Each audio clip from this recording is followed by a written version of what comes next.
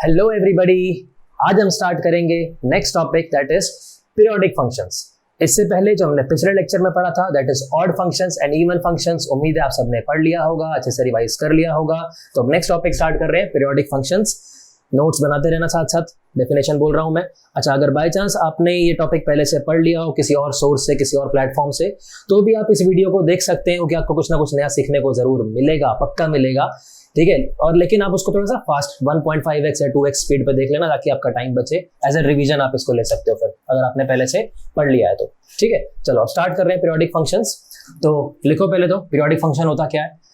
A function fx is said to be a periodic function.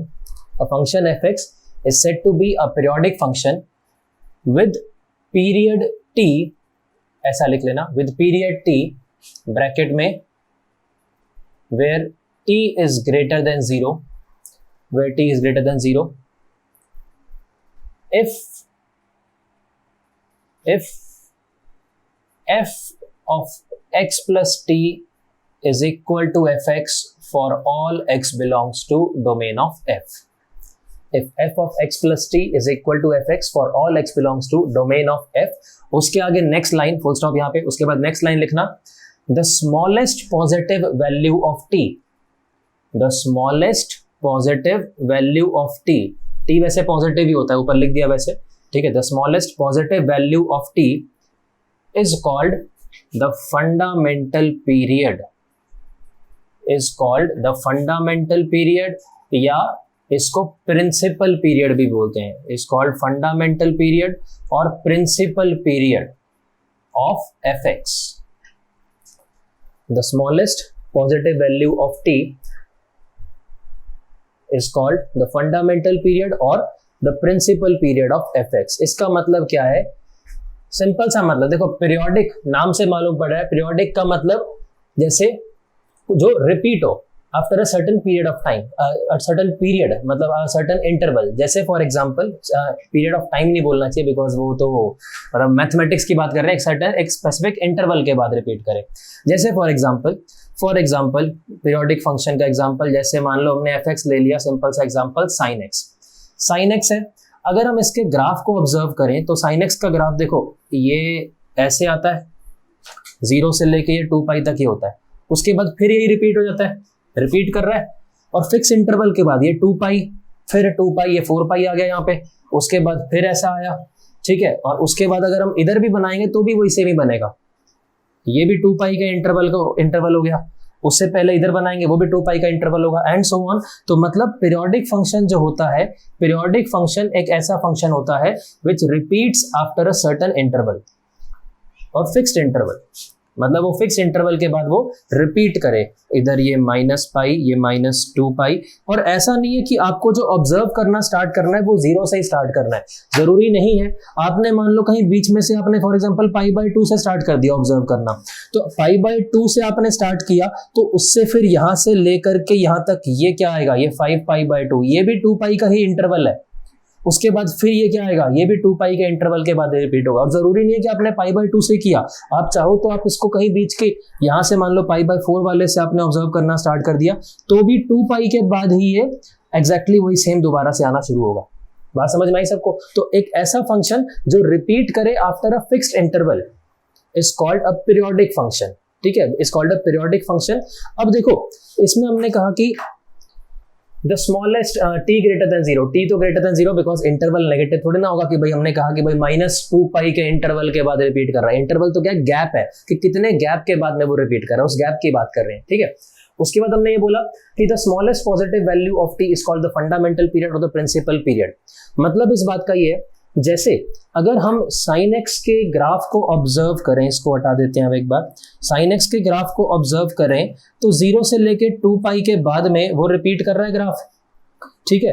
तो अगर ये 2 पाई के बाद रिपीट कर रहा है तो कहने को तो हम ये भी कह सकते हैं कि भाई 0 से लेकर के ये 4 पाई तक जो आया, उसके बाद 4 पाई यानी कि 8 पाई के बाद भी वैसा ही आएगा।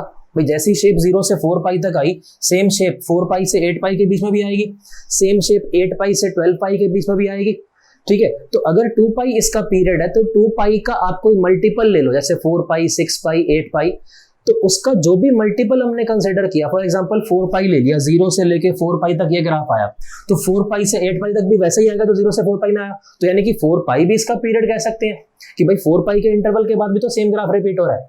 6 पाई भी बोल सकते हैं, 6 पाई का आपने ग्राफ बना दिया, उसके बाद भी वैसा के वैसा ही रिपीट होगा 6 पाई से 12 पाई के बीच में। तो मतलब अगर 2 पाई इसका पीरियड है तो 2 पाई का आप कोई भी मल्टीपल, इंटीग्रल मल्टीपल आप कंसिडर कर लो, वो सारे के सारे इसके पीरियड्स तो होंगे, लेकिन अब ऐसे तो फिर इनफाइनाइट पीरियड बना सकते हैं। तो इसलिए हम टर्म डिफाइन करते हैं फंडामेंटल पीरियड या प्रिंसिपल पीरियड, मतलब जो स्मॉलेस्ट इंटरवल जिसके बाद रिपीट हो रहा है।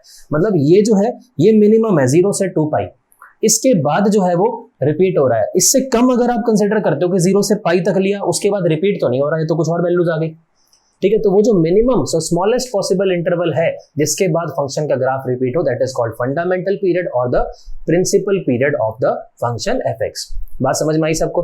कुछ और एग्जांपल पीरियोडिक के, अब जैसे इसको ग्राफ से ही ऑब्जर्व कर सकते हैं, जो बेस्ट तरीका होता है इसको ऑब्जर्व करने का। अच्छा, इसके बाद में एक वैसे यहाँ पे लाइन और लिख लो, इसको हटा देते हैं यहाँ पे, कि if fx, ऐसा लिखो, if fx is a periodic function, if fx is a periodic function with fundamental period t, if fx is a periodic function with fundamental period t, then fx जो होगा f of x plus t के बराबर होगा। भाई यही तो लिखा है, वो दोबारा बस लिख दिया, पहले fx लिख दिया फिर ये लिख दिया, होगा तभी पीरियोडिक कहलाएगा वो, ठीक है। ये f of x plus 2t के भी बराबर होगा। जैसे भी एग्जांपल लिया कि sin x है तो वो 2 पाई, उसका पीरियड कितना है 2 पाई, 2 पाई के बाद रिपीट हो रहा है तो आप उसका ट्वाइस ले लो, 4 पाई के बाद भी उसको रिपीट बोल सकते हैं। तो अगर हमसे ये बोला जाए कि sin x का पीरियड बताओ, तो पीरियड उसका 2 पाई भी कहलाएगा, 4 पाई भी कहलाएगा, 8 पाई, 6 पाई, 12 पाई सब कहलाएंगे। All multiples, integral multiples of 2 pi, सारे के सारे पीरियड्स होंगे, मल्टीपल आंसर्स आएंगे, मोर देन 1 आंसर्स आएंगे। लेकिन अगर हमसे पूछे फंडामेंटल पीरियड क्या है sin x का, तो वो 2 पाई है।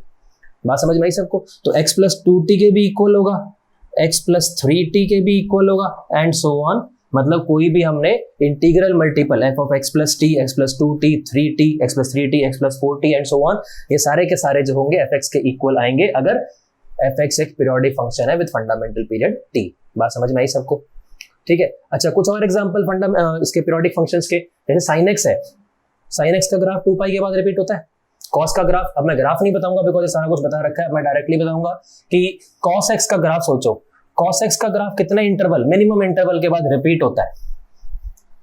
cos x is also a periodic function with fundamental period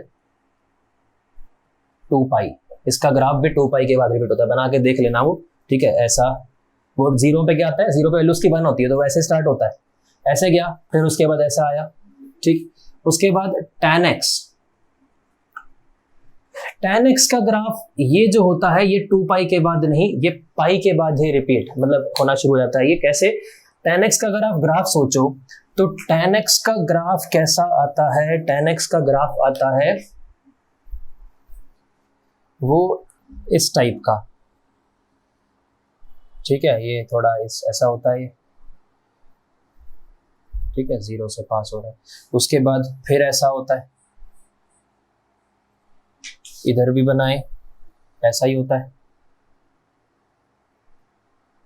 ठीक है।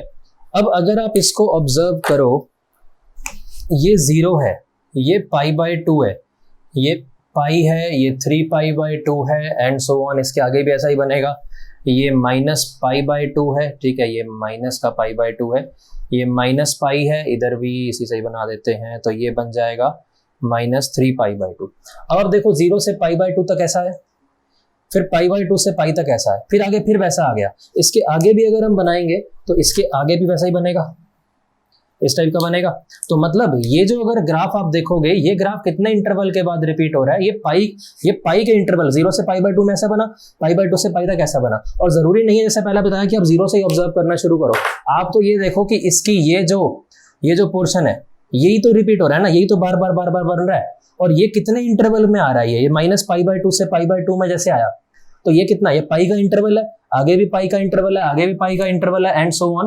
आपको तो ये देखना है कि जो रेपिटेशन हो रही है वो रेपिटेशन आप जरूरी नहीं है कि 0 से ऑब्जर्व, जैसे इसमें क्या, ये देखो कहीं से भी ऑब्जर्व कर ले, यहाँ से ऑब्जर्व करो, वो इंटरवल कितना है, वो पाई का इंटरवल है। तो tan x जो है, tan x is also periodic function but it's period is fundamental period is pi. Period तो 2 पाई भी है, 3 पाई भी है, 4 पाई भी है, 5 पाई भी है, सब है। लेकिन फंडामेंटल पीरियड कितना है इसका, पाई है। ठीक है, जो भी ट्रिग्नोमेट्रिक फंक्शन होते हैं, कोई भी ट्रिग्नोमेट्रिक लो पीरियोडिक तो है ही है, बिकॉज उनकी वैल्यूज तो रिपीट होती ही होती हैं। जैसे अगर आप ये देखो कि भाई 0 से लेकर के 0 से 2 पाई के बाद में तो सारे ही रिपीट होने हैं। ठीक है, जैसे साइन एक्स तो 2 पाई के बाद ही रिपीट होता है, कॉस एक्स भी 2 पाई के बाद ही रिपीट होता है। ठीक है, tan एक्स जो है, tan एक्स 0 से पाई तक जो आता है उसके आगे फिर ये थर्ड क्वार्टर में पॉजिटिव फिर नेगेटिव, तो इसका पीरियड जो होता है, इसका पीरियड पाई होता है। ठीक, उसके बाद में बिल्कुल सिमिलरली अगर हम देखें cot x, अब इसका ग्राफ नहीं बताऊंगा, ग्राफ इसका आपको आना चाहिए, नहीं याद है तो पीछे नोट्स में देखो, बता रखा है पहले। इसका भी जो ग्राफ होता है, वैसे मैं हवा में बता देता हूँ, हवा में कैसा, ये जैसे x एक्सिस है, सॉरी ये y एक्सिस है, वो ऐसा बनता है। ठीक है, इस टाइप का, इसी में बता देते हैं, चलो ऐसा बनता है, फिर पाई के बाद में फिर ऐसा बनता है, तो वो क्या होता है, वो भी पाई के बाद में रिपीट होता है। ठीक है, उसके बाद में सीकेंट x और कोसिकेंट x ये कब रिपीट होंगे, सीकेंट का ग्राफ याद करो, वो कुछ ऐसा ऐसा ऐसा ऐसा, तो वो एक ऊपर वाला एक नीचे वाला। ठीक है, वो क्या है, फिर दोबारा से रिपीट होता है, ये भी 2 पाई के बाद रिपीट होता है, और सिमिलरली कोसिकेंट की भी सिमिलर टाइप की शेप होती है, वो भी 2 पाई के बाद रिपीट होता है। तो ये जो है सारे के सारे जो ट्रिग्नोमेट्रिक फंक्शंस है, ये तो पीरियोडिक होते ही हैं, और ये इनके स्पेसिफिकली ये इनके रिस्पेक्टिव फंडामेंटल पीरियड्स है। इसके अलावा जितने भी हमने स्टैंडर्ड फंक्शंस पढ़े हैं, उसमें कोई भी आप ग्राफ सोच के देखो कि कौन से फंक्शन का ग्राफ है जो रिपीट होता है। ग्रेटेस्ट इंटीजर का रिपीट होता है क्या, नहीं होता। ग्रेटेस्ट इंटीजर का ग्राफ तो क्या है, स्टेप फंक्शन है, ये ऐसे फिर ऐसे फिर ऐसे फिर ऐसे, वो क्या है, वो ऊपर जा रहा है, रिपीट तो नहीं हुआ ना, ऐसा तो नहीं है कि जो ऊपर गया वो वापस दोबारा से वैसी शेप आ गई, वापस नहीं आ रही। लेकिन फ्रैक्शनल पार्ट क्या आती है, फ्रैक्शनल पार्ट ऐसा फिर ऐसा फिर ऐसा फिर ऐसा, फ्रैक्शनल पार्ट जो होता है, फ्रैक्शनल पार्ट इस टाइप का, इस टाइप का, ये रिपीट हो रही है, सेम शेप रिपीट हो रही है, और इंटरवल कितना है, ये इंटरवल इसका 1 है। तो फ्रैक्शनल पार्ट जो होता है, fractional part function is a periodic function with fundamental period 1। तो ये कुछ एग्जांपल्स हैं, sin x, cos x, tan x, cot, secant, cosecant, fractional part. ठीक है, ये सारे के सारे क्या है, पीरियोडिक फंक्शंस के एग्जांपल्स हैं। जितने हमने स्टैंडर्ड फंक्शंस पढ़े हैं उनमें यही वाले ही हैं। ग्रेटेस्ट इंटीजर पीरियोडिक नहीं होता, फ्रैक्शनल पार्ट होता है, सिग्नम फंक्शन पीरियोडिक नहीं होता। सिग्नम फंक्शन अगर आप देखो तो वो क्या होता है, पॉजिटिव में तो 1 होता है, फिर 0 पे 0 होता है, नेगेटिव में -1। ठीक, तो सिग्नम फंक्शन नहीं होता। लॉगरिथमिक फंक्शन ऐसा ग्राफ होता है, ln x, कोई इसका ऐसा तो नहीं ग्राफ वापस रिपीट ऐसे आ गया, नहीं हो रहा। e की पावर x या एक्सपोनेंशियल इस टाइप का होता है, कोई शेप रिपीट हो रही है क्या, नहीं हो रही। तो जितने भी मैंने स्टैंडर्ड फंक्शंस पढ़े हैं उनमें यही वाले जो हैं, ये जो पीरियोडिक फंक्शंस हैं, इसके अलावा कोई पीरियोडिक फंक्शन स्टैंडर्ड में हमने नहीं पढ़े। हाँ, अब हम ये जरूर करेंगे कि इनको मिला के बड़े बड़े फंक्शन बना देंगे। स्टैंडर्ड फंक्शन इसमें cot x plus fractional part of x divide by secant x, कुछ भी बना दो, क्या फर्क पड़ता है, नया क्वेश्चन बन जाएगा। ठीक है, तो उसमें कुछ भी हमने फंक्शन बना दिया मुश्किल सा, उसका आपको चेक करना होगा पहली बात तो पीरियोडिक है या नहीं है, और अगर पीरियोडिक है तो उसका फिर फंडामेंटल पीरियड कितना है। तो इस टाइप के क्वेश्चन इसके अंदर बनते हैं।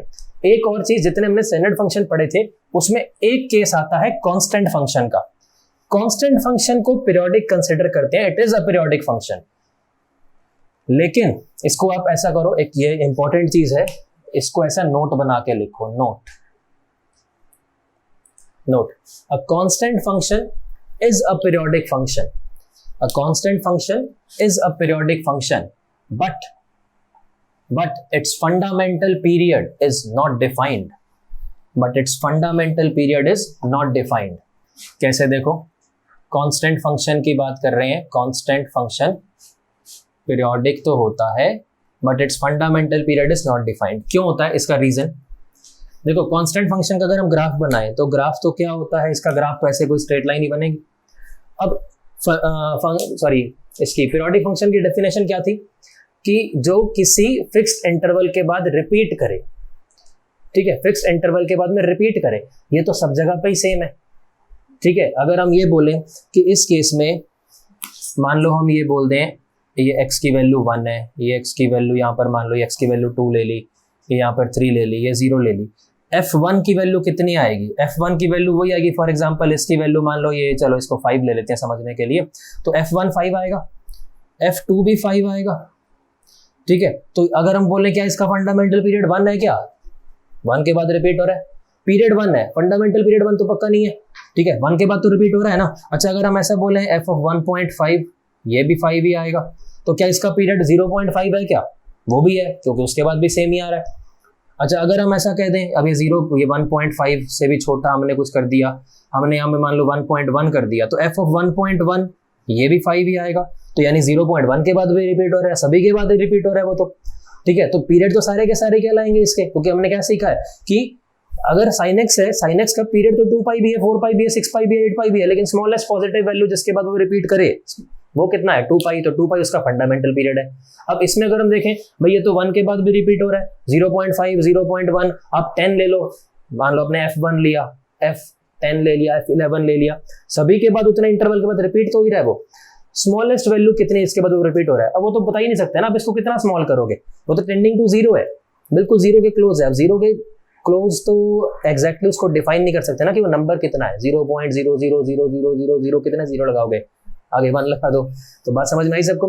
तो मतलब पीरियोडिक तो है but its fundamental period is not defined. बात समझ में आई सबको, ठीक है। इंपॉर्टेंट बात है ये, इसके ऊपर ऑब्जेक्टिव पेपर के अंदर इसमें ऑप्शंस कई बार ऐसे बनते हैं कि कुछ कांस्टेंट फंक्शन बन रहा हो सॉल्व करके और मोर देन 1 करेक्ट वाले, मान लो कोई आप क्वेश्चन सॉल्व कर रहे हो, सॉल्व करके f(x) की वैल्यू आ गई 5, ठीक है। अब उसमें ऑप्शन में दे रखा है कि कांस्टेंट फंक्शन, वो भी सही आएगा, पीरियोडिक फंक्शन वो भी सही आएगा, फिर आ जाए इवन फंक्शन वो भी आएगा because constant function even function भी होता है, फिर आ जाए मैनी वन फंक्शन वो भी आएगा क्योंकि कांस्टेंट फंक्शन मैनी वन तो है ही, मैनी वन तो है ही ना, हर एक पे इसके तो सेम वैल्यू आ रही है। अच्छा एक पिछले वीडियो के कमेंट्स में किसी बच्चे ने पूछा था कि सर क्या ये ऑड इवन फंक्शन में और 1 1 मैनी वन में इनमें कोई रिलेशन होता है क्या। वैसे मैंने कमेंट्स में आंसर कर दिया था, मैं फिर से बता देता हूँ इसको वैसे एक बार मैं, ताकि थोड़ा सा क्लैरिटी आ जाए इसके बारे में। इवन फंक्शन जब भी होगा, all even functions are always many one functions, ठीक है। All even functions are always many one functions because f of -x is equal to fx है, यानी कि एक नंबर ये रहा, एक नंबर ये रहा, मान लो ये 2 है, ये -2 है, तो दोनों पे वैल्यू सेम आएगी तभी तो f ऑफ x और f ऑफ -x इक्वल आएंगे तभी तो वो इवन बनेगा। तो मतलब अगर वो इवन फंक्शन है, अगर कोई इवन फंक्शन है तो मैनी वन पक्का होगा।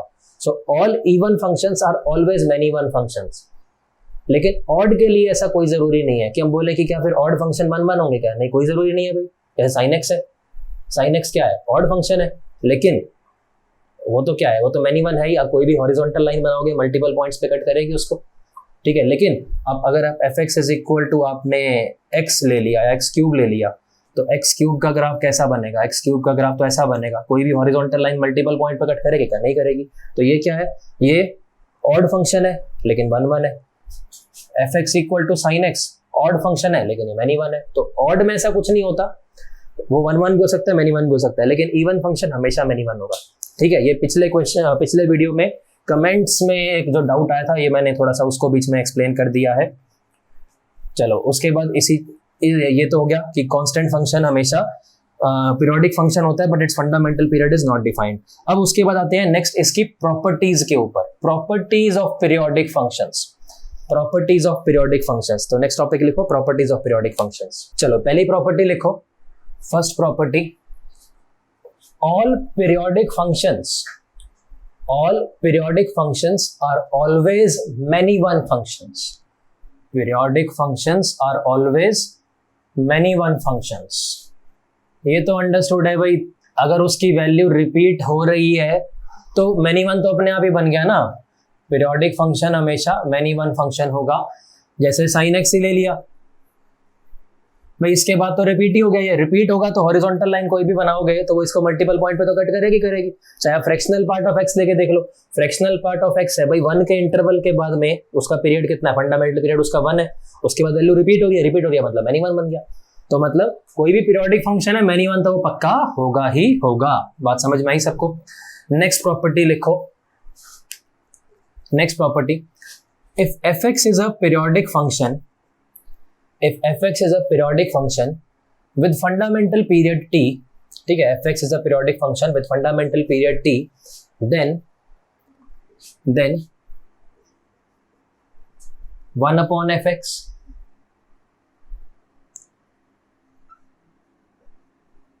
root fx k into fx plus k या fx minus k एक साथ लिख दिया, fx plus minus k। If fx is a periodic function with fundamental period t, then 1 upon F X, root F X, K F X, F X plus K या F X minus K will also be periodic, लिख देना आगे, will also be periodic with fundamental period T, with fundamental period T. मतलब क्या है इस बात का और क्यों होगा ऐसा? जैसे फिर से साइन एक्स का एग्जांपल ले लेते हैं। साइन एक्स तो पीरियोडिक है, पता ही है हमारे को, साइन एक्स पीरियोडिक है, फंडामेंटल पीरियड कितना है उसका 2 पाई, ठीक है। तो साइन एक्स अगर पीरियोडिक है विद फंडामेंटल पीरियड 2 पाई तो हमने लिख दिया 1 अपॉन साइन एक्स, ठीक है। अगर मान लो हमने एफ एक्स को साइन एक्स मान लिया, तो अगर फंक्शन की वैल्यू किसी इंटरवल के बाद रिपीट कर रही है तो उसका रेसिप्रोकल भी तो उतने के बाद रिपीट करेगा, होगा या नहीं होगा भाई? अगर आपने डिनोमिनेटर में सेम वैल्यू दोबारा लिख दी तो रेसिप्रोकल भी 1 अपॉन वो भी तो सेम निकल के आएगा। अगर आपने कुछ इंटरवल के बाद में 2 पाई के बाद में वही सेम वैल्यूज दोबारा आने लगी तो 1 अपॉन वही वैल्यू करोगे तो वही वैल्यू निकल के आएगी, ठीक है। अब इसमें एक बात दिमाग में आ सकती है कि सर अगर डिनोमिनेटर 0 हो जाए तो, आ सकता है दिमाग में, सही आता है दिमाग में अगर आया तो, कि अगर डिनोमिनेटर 0 हो जाए तो, जैसे यही वाला केस है 1 अपॉन साइन एक्स, तो हमारे को मालूम है तो फंक्शन ही बन गया, वैसे कोसिकेंट एक्स ही बन गया। तो कोसिकेंट एक्स का ग्राफ याद करो। कोसिकेंट एक्स का ग्राफ जो होता है, कोसिकेंट एक्स का ग्राफ ये 1 से ऊपर ऊपर रहता है, -1 से नीचे रहता है, वो इस टाइप का आता है, होता है भाई ऐसा। अब साइन एक्स जो होता है, साइन एक्स तो n पाई के ऊपर 0 बनता है, n पाई मतलब 0 पे, पाई पे, 2 पाई पे, 3 पाई पे, सब पे 0 बनता है।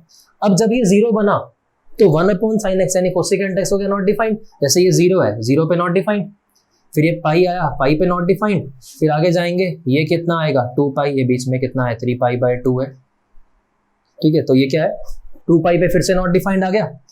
तो भाई नॉट डिफाइंड आया तो क्या फर्क पड़ गया, ये डिनोमिनेटर जहां पर 0 बना वो वहां पे नॉट डिफाइंड आ गया। अब उतने ही इंटरवल के बाद में वो दोबारा 0 बन गया, ये दोबारा आ गया ऐसा। तो भले ही बीच में नॉट डिफाइंड वाला केस आ जाए लेकिन जो ग्राफ होगा रिपीट तो उतने ही इंटरवल के बाद करेगा ना। बात समझ में आई सबको? कि अगर मान लो कहीं पे नॉट डिफाइंड आया तो वापस यहां पर भी नॉट डिफाइंड आ गया, उसके बाद 4 पाई से आगे जाएंगे फिर नॉट डिफाइंड आ जाएगा। तो उतने ही इंटरवल के बाद में जैसे ग्राफ की शेप रिपीट हो रही है ना, ये बिल्कुल वैसी बात है जैसे आप फ्रैक्शनल पार्ट ऑफ एक्स देखो, फ्रैक्शनल पार्ट ऑफ एक्स ये 0 से 1 तक ये बना, उसके बाद ये क्या आ गया, यहाँ पे ब्रेक आ गया, मतलब ग्राफ क्या है, लगातार नहीं है, कंटिन्यूअस नहीं है, डिसकंटिन्यूअस है, लगातार नहीं है ग्राफ। तो लगातार नहीं होने से क्या फर्क पड़ता है, सब ये आया उसके बाद फिर वही शेप आ गई, ठीक है। अब ये आया, यहां से स्टार्ट हो गया, दोबारा से वही शेप आ गई, फिर ये गैप आ गया, गैप तो नहीं मतलब ब्रेक आ गया, उसके बाद में फिर से क्या आ गई, शेप तो वही रिपीट हो रही है ना, भले वो टूटे फूटे फॉर्म में हो, भले वो लगातार साइन एक्स की फॉर्म में हो, भले वो टूटे फूटे फॉर्म में हो, वही वैल्यूज या वही जो शेप है रिपीट हो रही है ना। समझ में आई बात सबको? तो अगर एफ एक्स पीरियोडिक है विद फंडामेंटल पीरियड टी तो 1 अपॉन एफ एक्स भी पीरियोडिक होगा with fundamental period T. Same बात रूट एफ एक्स में भी लागू होती है कि भाई अगर इसकी वैल्यू रिपीट हो रही है कुछ इंटरवल के बाद में तो उन्हीं वैल्यूज का रूट निकालोगे दोबारा से तो भी तो रिपीट ही होगा या नहीं होगा? अब इसमें फिर से दिमाग में आ सकता है कि सर अगर रूट के अंदर नेगेटिव बन जाए तो कोई बात नहीं, वहां पर क्या जाएगा, वो वहां पर रूट वाला फंक्शन फिर डिफाइंड नहीं रहेगा। जैसे साइन एक्स को ही देखो, अगर आप साइन एक्स क्या है, ये है, अब 0 से लेके पाई तक तो पॉजिटिव है, पाई से 2 पाई में नेगेटिव आ गया, तो अगर हम इसका रूट निकालेंगे तो रूट साइन एक्स की तो डोमेन में ही नहीं आएगा ये, यानी यहां पर ग्राफ ही नहीं आएगा रूट साइन एक्स का, ये हट जाएगा, रूट साइन एक्स वाला ये हट जाएगा, और इसकी भी शेप में कुछ चेंज आएगा। ये तो साइन एक्स की शेप है, रूट निकालेंगे तो उसके कर्वेचर में वैल्यूज में कुछ फर्क आएगा, ठीक है, जैसा भी आए कुछ तो आएगा ग्राफ। 0 से पाई से 2 पाई में ग्राफ ही नहीं आएगा, फिर 2 पाई से 3 पाई में वही वैल्यूज आ गई जो यहाँ पे आई थी, तो उनका रूट भी तो वही निकल के आएगा, ठीक है। जो भी शेप आई, ये तो साइन की है, कुछ कर्वेचर में डिफरेंस आएगा भाई, ठीक है। उसके बाद में यहाँ पर भी कुछ वैल्यूज, वही वाली वैल्यूज निकल के आई, यहाँ पर फिर वही गैप आ जाएगा, आएगा ही नहीं ग्राफ यहाँ पे, फिर उसके बाद में फिर वही वैल्यूज आएंगे, फिर दोबारा गैप आ जाएगा। बात समझ में आई सबको? तो रूट एफ एक्स क्या है, ये भी पीरियोडिक होगा और सेम इसका पीरियड होगा जो कि ओरिजिनल फंक्शन एफ एक्स का था। समझ में आई बात सभी को?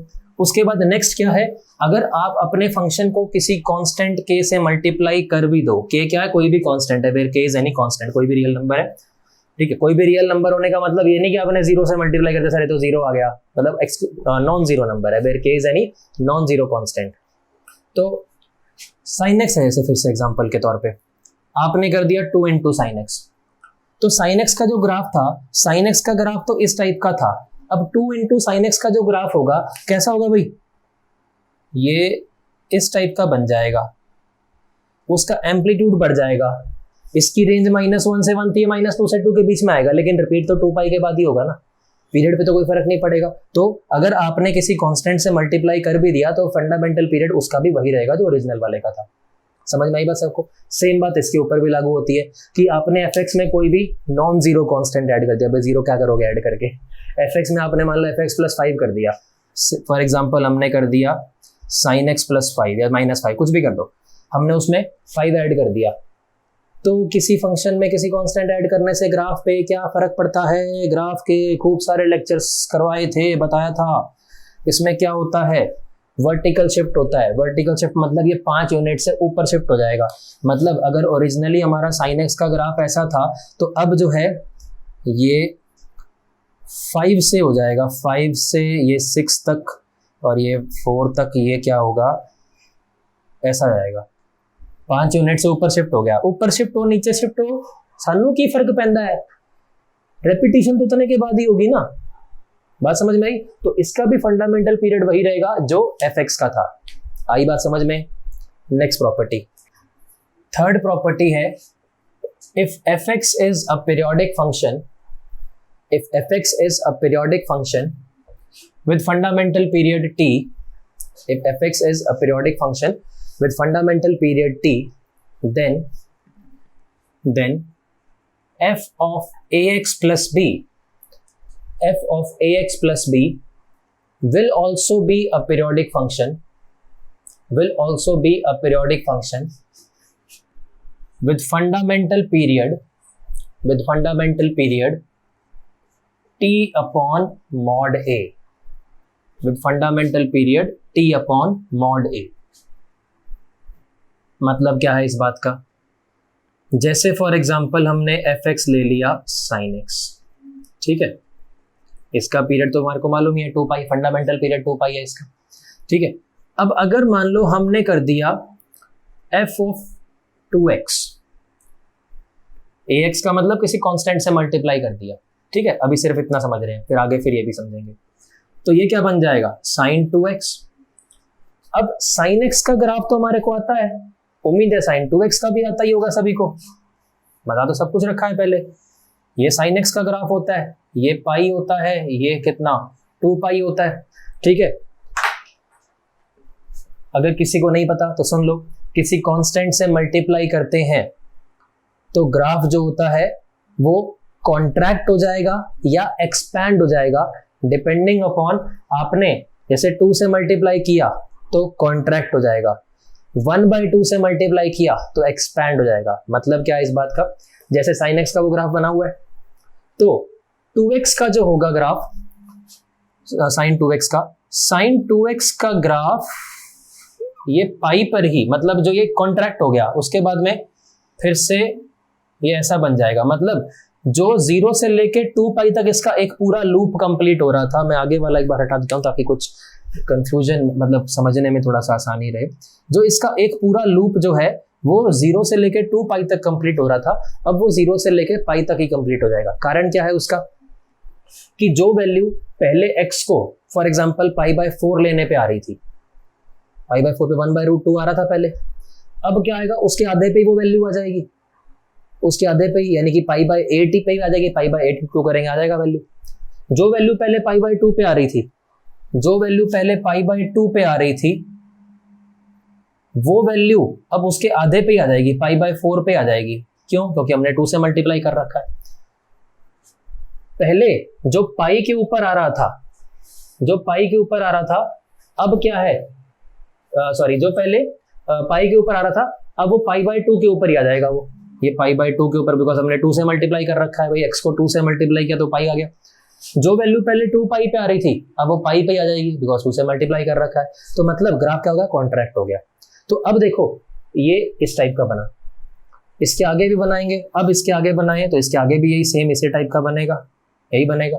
तो अगर ये देखें ये कितने इंटरवल के बाद रिपीट हो रहा है, ये तो उसके आधे के बाद रिपीट हो गया, यानी कि पाई, यानी कि जो पहले 2 पाई के बाद रिपीट हो रहा था अब पाई के बाद रिपीट हो गया। तो कहने का मतलब ये है कि अगर आपने f of x का पीरियड लिया t, तो एफ ऑफ अगर आपने कुछ 2x कर दिया तो उसका पीरियड हो जाएगा t/2। जैसे इसका जो फंडामेंटल पीरियड है वो 2 पाई है, इसका फंडामेंटल पीरियड ग्राफ से दिख रहा है कितना, पाई आ जाएगा। अगर हमने किया होता एफ ऑफ 3x किया होता, यानी कि साइन 3x किया होता, तो इसका जो पीरियड होता वो कितना होता, जो ओरिजिनल वाला है t यानी कि 2 पाई और डिवाइड बाई 3। ये एक्चुअल में क्या है, ये 2 पाई अपॉन 2 है। 2 पाई ओरिजिनल पीरियड था, t अपॉन ये 2 से इसको हमने डिवाइड कर दिया। अभी मॉड क्यों आया वो भी समझते हैं अभी, ठीक है। तो इसका पीरियड कितना आया, पाई, इसका पीरियड आएगा ये 180 डिग्री के बाद रिपीट होगा या 120 के बाद रिपीट हो जाएगा, ठीक है। अगर हमने कर दिया एफ ऑफ 4x यानी कि साइन 4x का पीरियड पूछा है हमसे, तो साइन 4x का पीरियड कितना होगा, साइन 4x का पीरियड 2 पाई अपॉन 4 यानी कि पाई/2 के बाद उसका ग्राफ रिपीट हो जाएगा। समझ में आई बात सबको? अच्छा, हमने ये मॉड क्यों लगाया यहाँ पे, मॉड क्यों लगाया, अगर मान लो हमें साइन 2x की जगह पे -2x दे देते तो साइन ऑफ -2x तो माइनस साइन 2x होगा, ठीक है। माइनस साइन 2x का ग्राफ कैसा होगा भाई, आपने आगे माइनस कर दिया तो फर्क क्या पड़ेगा, पॉजिटिव वाला नेगेटिव, नेगेटिव वाला पॉजिटिव, मैं इसी में ही बना रहा हूं, आप चाहो तो अगर कंफ्यूजन हो तो आप अलग से कॉपी में बना लेना। ये माइनस वाले का ग्राफ ऐसा बनेगा, पॉजिटिव वाला नेगेटिव हो गया, नेगेटिव वाला पॉजिटिव हो गया, हुआ। लेकिन रेपिटेशन कितने के बाद होगी, उतने के बाद ही होगी ना, आगे फिर वैसा ही आएगा, ये आएगा। ये कितने के बाद, ये देखो ये जो है ये पाई, फिर आगे पाई, उतने के बाद ये रिपीट होगा। यानी कि इंटरवल आपने वैल्यूज को इंटरचेंज कर दिया, पॉजिटिव नेगेटिव कर दी, उससे ये थोड़ी ना कि रेपिटेशन के इंटरवल पे कुछ फर्क पड़ने वाला है, रेपिटेशन तो उतने इंटरवल के बाद ही होगी ना। तो इसीलिए हमने यहाँ पे क्या किया कि आपने भले यहाँ पे -2 कर दिया, -3 कर दिया, कोई फर्क नहीं पड़ता, पीरियड तो पॉजिटिव ही आता है, ठीक है। t > 0 फंडामेंटल पीरियड शुरू में डेफिनेशन में लिखवाया था, पीरियड तो पॉजिटिव ही होता है। तो क्या किया हमने, उसके मॉड से डिवाइड किया, यानी कि ये 2 पाई अपॉन -2 का मॉड कितना आएगा, इसका पीरियड भी कितना आएगा, पाई ही आएगा। बात समझ में आई सबको, ठीक है। अब आते हैं ये क्या लिखा हुआ है +b। अब देखो जैसे हमने यहाँ पर साइन ऑफ 2x लिया था, आप यहाँ पर 2x + 3 ले लो, यानी कि हमने ले लिया साइन ऑफ 2x + 3, ठीक है। या थोड़ा एक बार आसानी से समझने के लिए मैं 3 की जगह पे कुछ यहाँ पर मैं π/4 ले लेता हूँ, ठीक है, ताकि थोड़ा समझाने में भी आसानी रहे, आपको समझने में भी आसानी रहे। फिर 3 वाला भी एग्जांपल ले लेंगे, ये ले लिया हमने। तो अब ये भी हमने ग्राफ्स में सीख रखा है, जो हमने खूब सारे ग्राफ्स के कितने 3 4 5 को पता नहीं कितने लेक्चर्स किए थे, बहुत सारे लेक्चर्स किए थे ग्राफ्स के। तो अगर आपने कोई फंक्शन f(x) है, आपने उसमें +k किया तो वर्टिकल शिफ्ट, ग्राफ ऊपर शिफ्ट हो जाता है। आपने कुछ सब्ट्रैक्ट किया, माइनस कर दिया तो ग्राफ नीचे शिफ्ट होता है। अगर इसमें हमने कुछ ऐड कर दिया तो हॉरिजॉन्टल शिफ्ट होता है लेफ्ट में, और जब इसमें से कुछ सब्ट्रैक्ट कर देते हैं तो राइट में शिफ्ट होता है ग्राफ। ये सब कुछ पढ़ रखा है पहले। तो अब क्या है, साइन ऑफ 2x + π/4 जब हमने किया तो साइन ऑफ 2x + π/4, 2x का ग्राफ तो समझ में आ गया, प्लस π/4 जब किया है, साइन ऑफ 2x का ग्राफ मैं एक बार यहीं पे ऐसे रफली बना देता हूँ।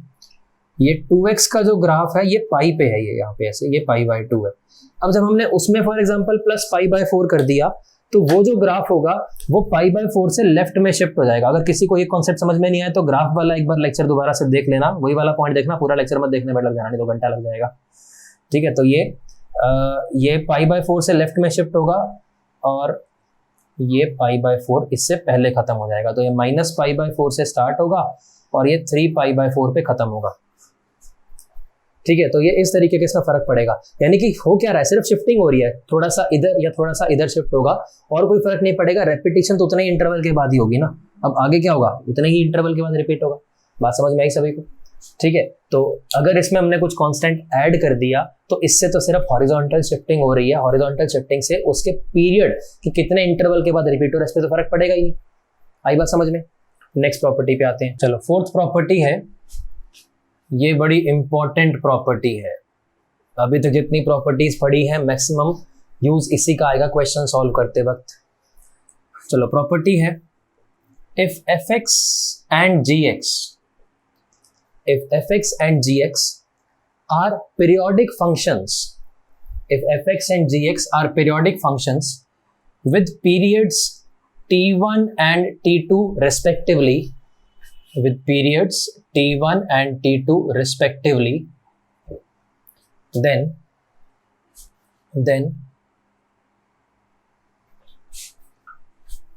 fx plus gx या fx minus gx, तो एक साथ लिख दिया, then fx plus minus gx will also be a periodic function will also be a periodic function with period equal to the LCM of T1 and T2, with period equal to LCM of T1 and T2, bracket में लिखो provided LCM exists, provided LCM exists, but bracket के आगे next, but that need not necessarily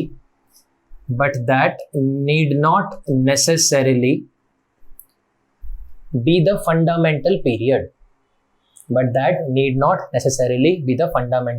repeat करता हूं, if fx and gx are periodic functions with fundamental periods t1 and t2 respectively, then fx plus minus gx will also be a periodic function with period equal to LCM of t1 and t2 provided LCM exists, but that need not necessarily be the fundamental period.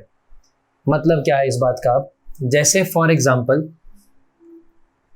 हमने ये कहा कि हमने एक function ले लिया sin x, इसका period हमारे को मालूम है 2 पाई होता है। अब हमने इसमें कर दिया sin x plus tan x, नया फंक्शन बन गया, बड़ा फंक्शन बन गया।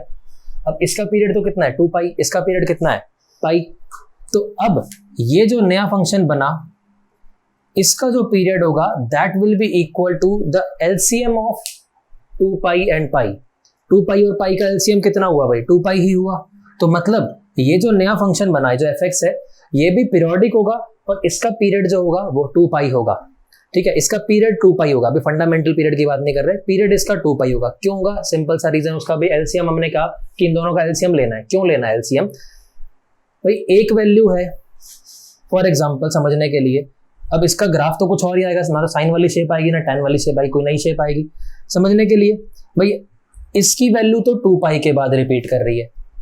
ठीक है, 2 पाई के बाद वही वैल्यू आ गई, वही वाली वैल्यूज दोबारा आने लगी। इसकी वैल्यूज पाई के बाद आनी, वही वाली वैल्यूज आ रही हैं कि पाई तक वो वैल्यूज आई, फिर पाई से 2 पाई तक वही वैल्यूज आई, फिर 2 पाई से आगे फिर वही वैल्यूज आ गई। तो ओवरऑल पूरे फंक्शन की वैल्यूज कब रिपीट हुई? जब दोनों की वैल्यूज रिपीट हुई। दोनों की वैल्यूज कब रिपीट होगी? एलसीएम के बाद। एक और एग्जांपल समझते हैं। मान लो एक फंक्शन है, ऐसे ही कोई फंक्शन है जिसका एक का पीरियड है 2, दूसरा कोई फंक्शन है उसका पीरियड है 3। मतलब इसकी वैल्यूज तो जैसे कोई ग्राफ है, ये 0 1 2 के बाद रिपीट हो रही है। दूसरा कोई फंक्शन है उसकी वैल्यूज 3 के बाद रिपीट हो रही है। दोनों की वैल्यूज कब रिपीट होंगी? दोनों को हमने बीच में मतलब ऐड कर दिया। कोई फंक्शन है fx और एक gx, ऐड कर दिया, fx प्लस gx नया फंक्शन बना दिया। तो उस पूरे की वैल्यू कब रिपीट होगी? देखो इसकी वैल्यूज कब रिपीट हो रही है? 2 4 6 ऐसे, मतलब जो भी फंक्शन होगा उसके बाद रिपीट होंगी। इसकी वैल्यूज क्या है? 3 के इंटरवल के बाद रिपीट हो रही है। ये 6 पे आ गया। उसके बाद क्या हो गया? अब दोबारा से रिपीट होगा, क्योंकि यहां पर आकर ये देखो फिर से वही वाला पॉइंट बन गया ना जो यहां पर था। बात समझ में आ रही है सभी को? ठीक है, कि अगर fx और gx दो फंक्शंस हैं, दोनों पीरियोडिक हैं, दोनों की वैल्यूज किसी इंटरवल t1 और t2 के बाद में रिपीट हो रही हैं, तो उन दोनों को ऐड करके या सबट्रैक्ट करके कोई नया फंक्शन बना दोगे, कोई बड़ा फंक्शन बना भी दिया तो, और जरूरी नहीं है कि 2 ही फंक्शन है, आपने तीसरा कोई ले लिया, मान लो प्लस hx ले लिया, कोई तीसरा फंक्शन माइनस कुछ भी ले लो प्लस माइनस, तो उसका पीरियड मान लो t3 है, तो फिर तीनों का एलसीएम लेना पड़ेगा। तो यानी कि एलसीएम के बाद में पूरे फंक्शन की वैल्यू रिपीट होगी। पहला पॉइंट तो ये, पहली बात तो ये हो गई। उसमें अब एक बात ये कह रखी है कि प्रोवाइडेड एलसीएम एग्जिस्ट्स, और फिर एक लिखा है कि but that need not necessarily be the fundamental period. इनका मतलब क्या है? प्रोवाइडेड एलसीएम एग्जिस्ट्स, अब इसका मतलब ये है, जैसे अभी हमने ये एग्जांपल लिया sin x plus tan x, एक का पाई इंटरवल था, पीरियड था पाई, दूसरे का फंडामेंटल पीरियड था 2 पाई। ठीक है, जिसका फंडामेंटल पीरियड पाई, इसका 2 पाई, एलसीएम आ गया 2 पाई। अब हमने एक और एग्जांपल ले लिया, मान लो sin x plus fractional part of x, ये भी पीरियोडिक है, ये भी पीरियोडिक है। sin x का फंडामेंटल पीरियड कितना है 2 पाई, इसका फंडामेंटल पीरियड 1। अब हमसे पूछा कि 1 और 2 पाई का एलसीएम बताओ, 1 और 2 पाई का एलसीएम कितना आएगा 2 पाई, नहीं 1 और 2 पाई का एलसीएम भाई 2 पाई, पाई तो कितना होता है 3.14। देखो इसके मल्टीपल्स क्या है 1 2 3 4 5 6, ये इसके मल्टीपल्स है, इसके मल्टीपल्स ये कितना है 3.14 इंटू 2 यानी कि 6.28 डॉट डॉट डॉट डॉट कुछ और आगे भी मतलब नंबर्स आएंगे, डिजिट्स आएंगे, उसका मल्टीपल लोगे 2 पाई का मल्टीपल 4 पाई, 4 पाई भी क्या है वो भी डेसिमल में कुछ आएगा, 6 पाई भी डेसिमल में आएगा, 8 पाई भी डेसिमल में आएगा, पूरा पूरा इंटीजर बनेगा क्या, इसका और इसका तो कोई कॉमन मल्टीपल ही नहीं आएगा। लीस्ट कॉमन मल्टीपल निकालना है हमारे को, कॉमन मल्टीपल ही नहीं है, लीस्ट तो बाद की बात है।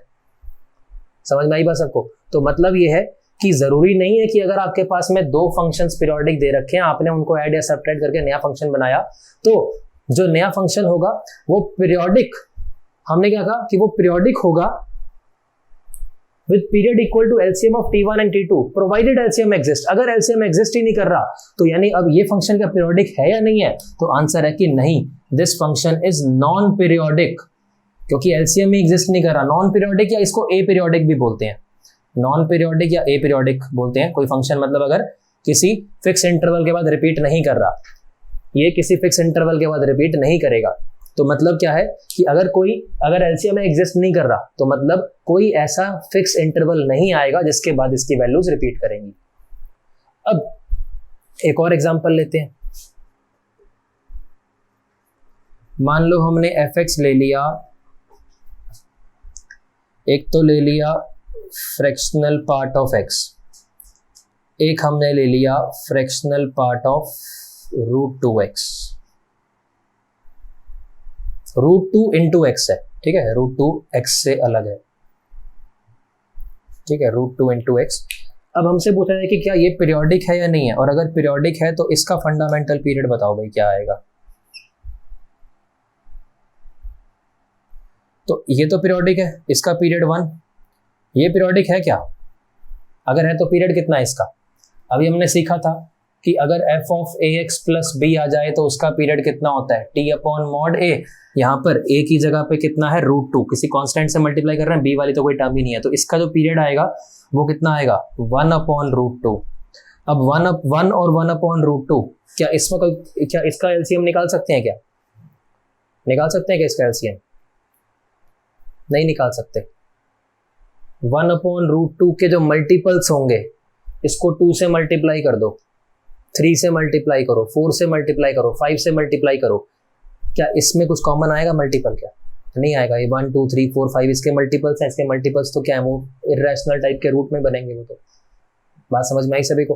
तो ये भी क्या है, इसका भी एलसीएम एग्जिस्ट नहीं करता, तो ये फंक्शन भी क्या कहलाएगा नॉन पीरियोडिक, नॉन पीरियोडिक या इसको भी ए पीरियोडिक कह सकते हैं। अब अगर इसमें कुछ कंफ्यूजन है कि कई बार क्या होता है बच्चों में कंफ्यूजन इसी बात की होती है कि एलसीएम एग्जिस्ट करेगा या नहीं करेगा, इसमें गलती होने के चांस रहते हैं, तो वो गलती ना हो उसके लिए मैं आपको कुछ रूल्स लिखवा रहा हूँ। ये वैसे बेसिक है, वैसे 10th क्लास से भी पहले के आते हैं, पता नहीं कौन सी 7th 8th क्लास में या 9th में, कि एलसीएम कब निकाल सकते हैं कब नहीं निकाल सकते हैं। इसमें तो एलसीएम एग्जिस्ट कर रहा है, इसमें एग्जिस्ट नहीं कर रहा, इसमें एग्जिस्ट नहीं कर रहा, तो कब एलसीएम एग्जिस्ट करता है कब नहीं करता है। तो एक आप छोटा सा यहाँ पर एक ये लिख लो, रूल्स ऑफ फाइंडिंग एलसीएम या रूल्स टू फाइंड एलसीएम, ठीक है, इसी में एक सब हेडिंग बना के लिख लो ताकि कैलकुलेशन में कभी कोई गलती ना हो। रूल्स टू फाइंड एलसीएम, ये वैसे बेसिक चीज है बट देखते हैं, चलो आपको पहले से आती है कि नहीं आती चेक करना आप खुद। Rules to find LCM,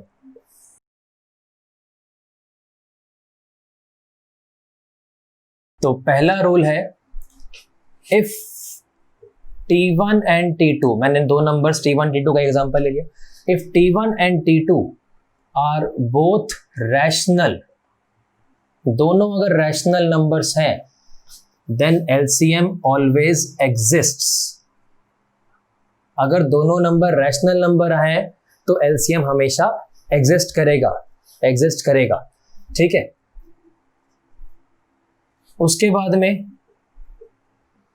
if, या पहले एक एग्जांपल ले लेता हूं मैं, एग्जाम्पल जैसे फॉर एग्जाम्पल अब आपको बोला जाए कि एक फंक्शन तो है फ्रैक्शनल पार्ट ऑफ एक्स, हमने इसमें ऐड कर दिया x/2, ये ऐड कर दिया एग्जाम्पल। अब इसका पीरियड तो कितना है 1, इसका पीरियड बताओ कितना आएगा, कितना आएगा? इसका पीरियड 1 होता है फ्रैक्शनल पार्ट का, उसको डिवाइड करना है किससे, 1/2 से डिवाइड करना है, यानी एक्चुअल में वो 2 बन जाएगा।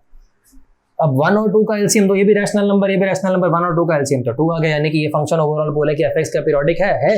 और इसका पीरियड कितना है, फंडामेंटल पीरियड नहीं, पीरियड अभी बात कर रहे हैं, पीरियड कितना है इसका, 2 है इसका, ठीक है। अच्छा, दूसरा, if one of them is rational and the other is irrational, यानी T1 और T2 में से कोई एक रैशनल हो, एक इरैशनल नंबर हो। If one of them is rational and the other is irrational, then LCM never exists. Then LCM never exists या does not exist. जैसे अभी हमने ये तो एग्जांपल ऑलरेडी हम ले चुके हैं, दोबारा चाहे ना भी लिखना। एक हमने लिया था फ्रैक्शनल पार्ट ऑफ x, एक हमने लिया था sin x। अब इसका तो पीरियड 1 था, इसका पीरियड था 2 पाई। अब इसके तो मल्टीपल्स भी इररेशनल ही होंगे, 2 पाई, 4 पाई, 6 पाई, वो क्या डेसिमल में ही आएंगे। इसके मल्टीपल तो क्या है, इसके मल्टीपल तो 1 2 3 4 इस टाइप के बनेंगे। बात समझ में आई सभी को? ठीक है, तो मतलब ये तो अगर एक नंबर रैशनल है, एक नंबर इररेशनल है, तो उनका जो कभी भी कॉमन मल्टीपल आएगा ही नहीं, एलसीएम नेवर एग्जिस्ट, कभी भी कॉमन मल्टीपल बन ही नहीं पाएगा उसमें, ठीक है। तीसरा पॉइंट, ये क्या था, अगर दोनों रैशनल हो, ये क्या था, अगर एक रैशनल है एक इररेशनल है। तीसरा पॉइंट, अगर दोनों इररेशनल हो जाएं तो लिखो, if both T1 and T2 are irrational, if both T1 and T2 are irrational, then LCM exists if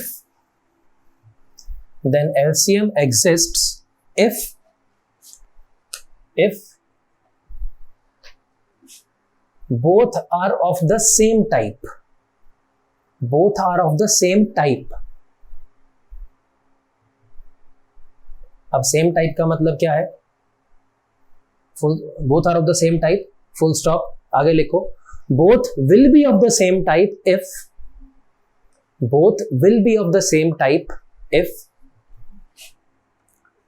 T1 upon T2 और T2 upon T1, कुछ भी कर लें, चाहे T1 upon T2 चाहे T2 upon T1, both will be rational,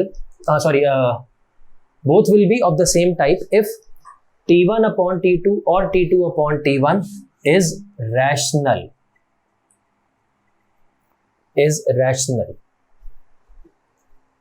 मतलब क्या है इसका, जैसे एक नंबर आपने ले लिया पाई, एक ले लिया 2 पाई, जैसे कुछ देर पहले एग्जांपल लिया था sin x plus tan x का, तो sin x का पीरियड 2 पाई, इसका tan x का पीरियड था पाई।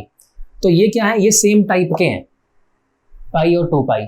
लेकिन आप देखते ही कंक्लूजन पे मत पहुंचो कि सेम टाइप के हैं या नहीं है, आप तो ये चेक करो कि क्या T1 अपॉन T2, चाहे इसको इससे डिवाइड कर दें चाहे इसको इससे डिवाइड कर दें, इसको और इसको डिवाइड करेंगे तो 1/2 आएगा, इसको इससे डिवाइड करेंगे तो 2 आएगा, क्या रैशनली आ रहा है ना। तो चाहे T1 अपॉन T2 करें चाहे T2 अपॉन T1 करें, अगर वो डिवाइड करने पर रैशनल नंबर आ जाए तो मतलब वो सेम टाइप के हैं, तो उस केस में एलसीएम एग्जिस्ट करेगा। लेकिन एक नंबर आपने ले लिया पाई, एक नंबर आपने ले लिया √2, है तो ये भी इररेशनल है, ये भी इररेशनल, दोनों इररेशनल है। लेकिन इसको इससे डिवाइड करोगे, पाई बाय √2 क्या रैशनल नंबर है क्या, नहीं है। तो डिवाइड करने पे, किसी को किसी से भी डिवाइड करें, डिवाइड करने पे अगर रैशनल नहीं बन रहा तो इस केस में एलसीएम डज नॉट एग्जिस्ट। इस केस में एलसीएम एग्जिस्ट करेगा और कितना आएगा, 2 पाई आएगा। इस केस में LCM does not exist, LCM does not exist. बात समझ में आई सभी को? ठीक है, जैसे अब इसका एग्जांपल इस वाले का, जैसे हमने फंक्शन ले लिया, एक हमने ले लिया मान लो tan x ले लिया, और दूसरा फंक्शन फॉर एग्जांपल हमने ले लिया x अपॉन √2 का फ्रैक्शनल पार्ट, x अपॉन √2 का फ्रैक्शनल पार्ट, ये वही वाला ऐसे ही बन गया। ये पीरियड इसका पाई, इसका पीरियड कितना आएगा, 1 डिवाइडेड बाय 1/√2, 1 डिवाइडेड बाय 1/√2, तो कितना हो गया, ये हो गया √2। तो अब इसका पीरियड पाई, इसका पीरियड √2, ये क्या है, दोनों सेम टाइप के नहीं है, यानी कि इसमें एलसीएम नहीं आ सकता, एलसीएम निकाल ही नहीं सकते भाई। इसके मल्टीपल्स तो पाई, 2 पाई, 3 पाई, 4 पाई, ये इसके मल्टीपल्स बनेंगे। इसके मल्टीपल्स क्या बनेंगे, √2, 2√2, 3√2, 4√2। क्या इनमें कोई लीस्ट कॉमन, कोई कॉमन मल्टीपल आएगा? लीस्ट तो बात क्या, कॉमन मल्टीपल आएगा क्या? आएगा ही नहीं। ठीक है, तो मतलब ये क्या है, अब इसमें कोई भी कॉमन मल्टीपल नहीं है, तो यानी कि इस केस में एलसीएम यानी कि least common multiple does not exist, कुछ कॉमन आएगा ही नहीं। तो अब क्वेश्चन है कि क्या ये फंक्शन पीरियोडिक है क्या? अगर है तो पीरियड बताओ। आंसर क्या है, पीरियोडिक ही नहीं। दिस फंक्शन इज अपीरियोडिक या non periodic. So this function is non periodic या अपीरियोडिक, कुछ भी कहते हैं, यानी कि इस फंक्शन की वैल्यू किसी फिक्स इंटरवल के बाद में रिपीट नहीं करने वाली है। बात समझ में आई सभी को? ठीक है, तो ये थी इसकी प्रॉपर्टीज। इसमें अभी एक पॉइंट और रह गया कि हमने ये कहा कि एलसीएम से जो हम पीरियड निकालते हैं तो वो जरूरी नहीं है कि फंडामेंटल पीरियड हो। लास्ट में लिखा था ना, but that need not necessarily be the fundamental period. Fourth property के लास्ट में जो लिखा है उसका क्या मतलब है वो भी हम क्वेश्चंस करेंगे, क्वेश्चन से समझ में आएगा अभी। तो इसके क्वेश्चन बजाय कि मैं इसी वीडियो में कंटिन्यू करने के मैं नेक्स्ट वीडियो में कराऊंगा, बिकॉज कुछ बच्चों का ये सुझाव था कि सर आप एक ही वीडियो बनाते हो, मतलब या तो बनाते ही नहीं हो, बनाते हो तो वो 1.5-2 घंटे की बना देते हो। इससे बेटर है कि आप थोड़ी थोड़ी करके रोज बना दिया करो। तो ये भी ट्राई करके देखते हैं। चलो, तो इसके क्वेश्चंस, बिकॉज अगर मैं क्वेश्चन अब स्टार्ट करूंगा तो वो 1 घंटे का वीडियो और बन जाएगा करीब वो, तो इसलिए क्वेश्चन मैं नेक्स्ट वीडियो में बनाऊंगा। तो तब तक आप ये पढ़ लो, ठीक है, और नेक्स्ट वीडियो आपको कल ही मिल जाएगा, ठीक है, बहुत जल्दी मिल जाएगा, ठीक है। और एक और चीज, कुछ बच्चों का ये भी सवाल था कि सर कितना रह गया है चैप्टर और क्या सिलेबस कब तक कराओगे कि नहीं कराओगे। तो पहली बात तो ये चैप्टर कितना रह गया, इस टॉपिक के बाद में 2 टॉपिक्स रह गए इसमें। एक तो कॉम्पोजिशन ऑफ फंक्शंस, दूसरा इनवर्स फंक्शंस। इनवर्स ट्रिग्नोमेट्रिक नहीं, इनवर्स फंक्शन क्या होते हैं। तो इस चैप्टर में 2 ही टॉपिक रह गए इसके बाद में, ठीक है। तो वो 2 टॉपिक अगर सिंगल वीडियो में बनाऊंगा तो 2 वीडियो में खत्म हो जाएंगे, अदरवाइज उसको डिस्ट्रीब्यूट करके बनाएंगे तो फिर वो 3 या 4 वीडियो बनेंगे। तो वो बेसिकली मतलब थोड़े सा जल्दी खत्म हो जाएगा, 3-4 दिन के अंदर मैं निपटा दूंगा इसको, इस चैप्टर को। उसके बाद में कौन सा चैप्टर करना है, क्योंकि ऐसा है कि मेरे ख्याल से बहुत से बच्चे डिफरेंट प्लेटफॉर्म से कुछ चैप्टर्स पढ़ चुके हैं। तो पहली बात तो आप कौन सा चैप्टर पढ़ना चाहते हो इसके बाद में। मैंने तो सारे करवाने ही हैं, बट अगर सीक्वेंस वाइज आप कहते हो कि नहीं सर पहले ये वाला करा दो वो बाद में करा देना, तो कर सकते हैं। ऐसा मेरे को सुझाव दे दो, आप कमेंट्स में आप लिख के बताना मुझे कि आप कौन सा, आपकी क्या क्या प्रेफरेंसेस हैं। फिर मतलब सबका तो प्रेफरेंस करना पूरा नहीं कर पाऊंगा, बट जो भी बेस्ट पॉसिबल सॉल्यूशन होगा उसका तो भी बेस्ट पॉसिबल वे आउट होगा, तो मैं उसके बाद में वो चैप्टर में स्टार्ट कर दूंगा। ऐसा भी कर सकते हैं कि 2 चैप्टर साइमल्टेनियसली स्टार्ट कर दें, जैसे इसके बाद में सीक्वेंस वाइज तो आना चाहिए इनवर्स ट्रिग्नोमेट्रिक फंक्शंस, ठीक है। लेकिन कुछ बच्चों ने कहीं और से पढ़ लिया तो कंटिन्यूटी डिफरेंशिएबिलिटी पढ़ रहे होंगे, कुछ बच्चे इंटीग्रेशन में पहुंच गए। तो ऐसा भी कर सकते हैं कि अल्टरनेट डेज पे एक हमने इनवर्स ट्रिग्नोमेट्रिक का लेक्चर डाल दिया, एक कंटिन्यूटी का डाल दिया, तो ऐसे भी स्टार्ट कर सकते हैं। तो आप जो भी सजेशंस हो आपके, आप मुझे बताना। तो जैसे भी आपकी रिक्वायरमेंट होगी, आई ट्राई माई बेस्ट कि जितना भी उसके मैं क्लोज आपको मैं दे सकूं, मतलब जितना भी आपके लिए बेस्ट कर सकूं, I will try to do that, ठीक है। चलो अब ये पढ़ लो, नेक्स्ट वीडियो कल इसके क्वेश्चंस, खूब सारे क्वेश्चन आने वाले हैं, तब तक ये पढ़ लेना, ठीक है। चलो तब तक के लिए बाय बाय।